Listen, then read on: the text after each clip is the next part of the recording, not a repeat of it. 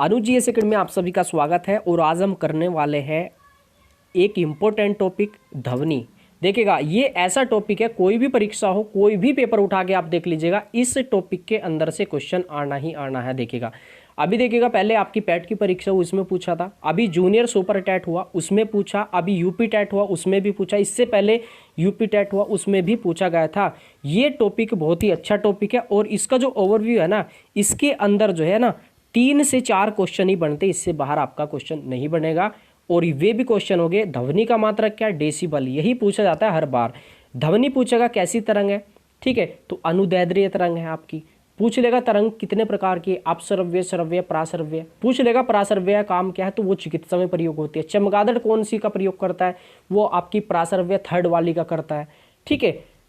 तो ये पूछ लेगा कि ध्वनि सबसे ज़्यादा कहाँ पे चलती है, ध्वनि की चाल कितनी है, आपकी ध्वनि कहाँ पे नहीं चलेगी। बस इतना सा क्वेश्चन है, आप इसको प्यार के साथ इसको जो है अच्छे से कर लीजिएगा। देखिएगा जैसे मैंने एग्ज़ाम को क्रैक किया था, बहुत ही देखिएगा मुझे ज़्यादा टफ नहीं लगा था, क्योंकि मेरा जीएस के अंदर आपका सब्जेक्ट और आपका फर्स्ट पेपर वो बहुत ही अच्छा था। बाकी हिंदी और आपका रीजनिंग उसमें तो आराम से 35 40 क्वेश्चन तक, आप 45 तक कर सकते हो आप हिंदी के अंदर, तो आप बहुत ही अच्छे से उसमें आपकी कराई गई है।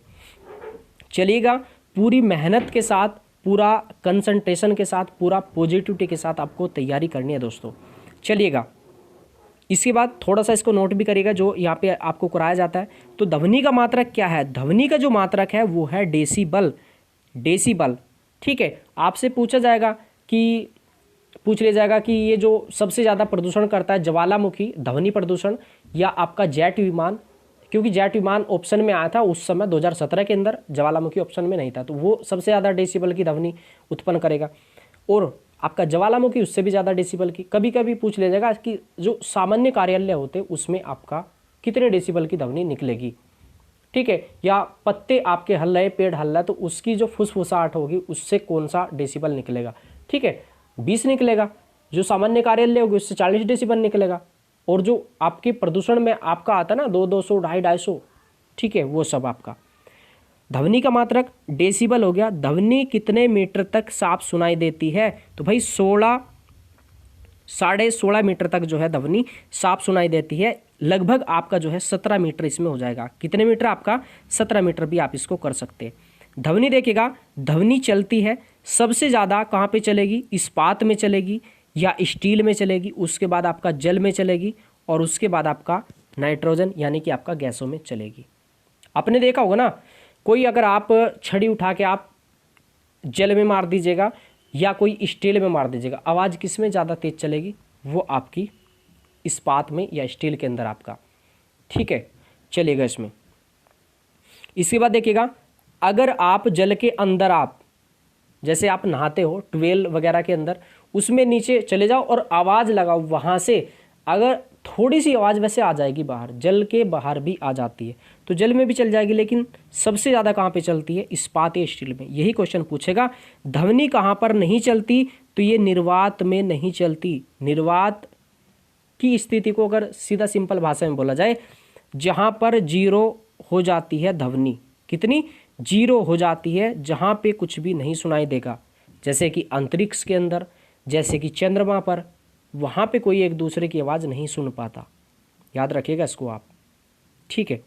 कभी कभी देखिएगा बहुत जगह ऐसे जो है म्यूज़ियम वगैरह है या जैसे मेला टाइप से लगाता है, वहाँ पे भी ये स्थिति उत्पन्न कर दी जाती है, निर्वात की स्थिति। तो उसमें क्या होगा, जैसे आप रूम के अंदर है, निर्वात है, तो वहाँ आप धरती पे नहीं रहोगे, आप उड़ जाओगे, ऊपर उठ जाओगे उसमें, तो ये होता है निर्वात। आप सर्च करके देखना यूट्यूब पे कभी, चलेगा। इसका देखिएगा यहाँ पे आपका ये गति निर्भर करती है, किस पे निर्भर करेगी, ये आपकी गति जो निर्भर करेगी ये करेगी आपके ताप पर निर्भर। चलिएगा इसके बाद ध्वनि का वायु में वेग कितना होगा, 330 मीटर प्रति सेकंड होगा ये, ठीक है। इसके बाद देखिएगा यहाँ पे आपका इसमें, चंद्रमा पर 2 व्यक्ति आपस में बातें नहीं सुन पाते हैं, क्यों, वजह क्या है, चंद्रमा पर वायुमंडल नहीं है, अतः ध्वनि का माध्यम नहीं है, ध्वनि का माध्यम नहीं है। चलिएगा इसमें, ठीक है। इसके बाद देखिएगा इसकी ध्वनि की कुछ विशेषता, ध्वनि में कौन सी ऊर्जा होती है, तो गतिज ऊर्जा है, क्योंकि भाई देखिएगा गति करके ही दूर जाती है वो, तो कौन सी होगी? गतिज ऊर्जा होगी। ठीक है, चलेगा। ध्वनि कैसी तरंग है? अनुदैर्ध्य तरंग है। ठीक है, ध्वनि कैसे बनेगा? ध्वनि ऐसे बनेगा, ध से ध्वनि, ध से दैर्ध्य। याद रखना, कभी कभी आपसे पूछा जाएगा कि प्रकाश में कौन सी तरंग है, तो उसमें है अनुप्रस्थ तरंग। बहुत फेमस क्वेश्चन है ये भी आपका। पैसे प्रकाश, पैसे प्रस्थ, पैसे प्रकाश, पैसे प्रस्थ, जो कला वर्ग के है, ये कॉमर्स से है, तो उनके लिए ये जो है रामबाण इलाज है याद करने का। ध से ध्वनि, ध से दैर्ध्य। अनुदैर्ध्य तरंग होगी आपकी ध्वनि के अंदर, प्रकाश के अंदर अनुप्रस्थ तरंग होगी। हो गया ये आपका। इसके बाद देखिएगा यहाँ पे ध्वनि तरंग कितने प्रकार की होती है। इसमें आपकी ये होगी आपकी अपश्रव्य, फिर होगी आपकी श्रव्य, और फिर होगी आपकी पराश्रव्य। इसकी लिमिट पूछी जाएगी आपसे। ठीक है, कैसे याद रखें? कभी कभी देखिएगा लिमिट क्या है इसकी। पहले वाली की है 20 हर्ट्ज तक, श्रव्य की होगी 20 हर्ट्ज से लेके 20 हर्ट्ज से ज़्यादा, और 20,000 हर्ट्ज से कम। 20,000 हर्ट्ज से क्या हो जाएगी? माइनस, यानी कि कम हो जाएगी। और लास्ट वाली की इसकी हो जाएगी 20,000 हर्ट्ज से ज़्यादा। ठीक है, हो गया ना पराश्रव्य की। अब कैसे याद रखें? कोई भी चीज़ एक ऐसे शुरू होती है, ए आ ई से शुरू होती है, तो सबसे पहले क्या ले लिया हमने? ए ले लिया यहाँ पे आपका। अपश्रव्य, इसका लास्ट का हिस्सा तोड़ दो, ये आ जाएगा श्रव्य। अपश्रव्य, ये भी हो गया, ये भी हो गया, और लास्ट का तो आप बाद का क्या होता है? परवर्ती आपकी। ठीक है, या पराश्रव्य हो जाएगा आपका। हो गया ना। इसमें देखिएगा हृदय इसी गति से कंपन करता है, तो हृदय कौन सी गति से कंपन करता है? ये अपश्रव्य गति से। इसके बाद देखिएगा आपका टीवी ऑन होने पर कौन सी तरंग निकलती है? तो ये श्रव्य तरंग निकलती है, याद रखिएगा इसमें। ठीक है, जो कनेक्टिविटी हो रही है वो आपकी श्रव्य से।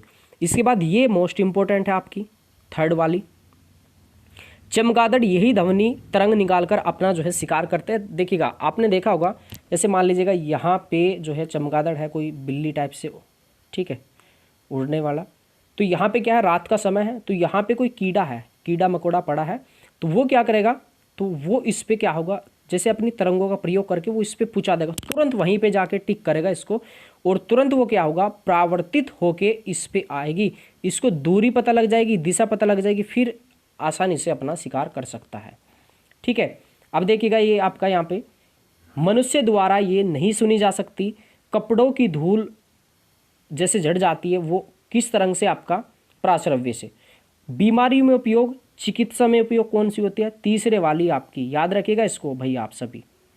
ठीक है, इसके अलावा इसको कौन सुन सकता है? इसको देखिएगा जैसे आपका कुत्ता है, ठीक है, या बिल्ली है, ये सुन लेते हैं इसको।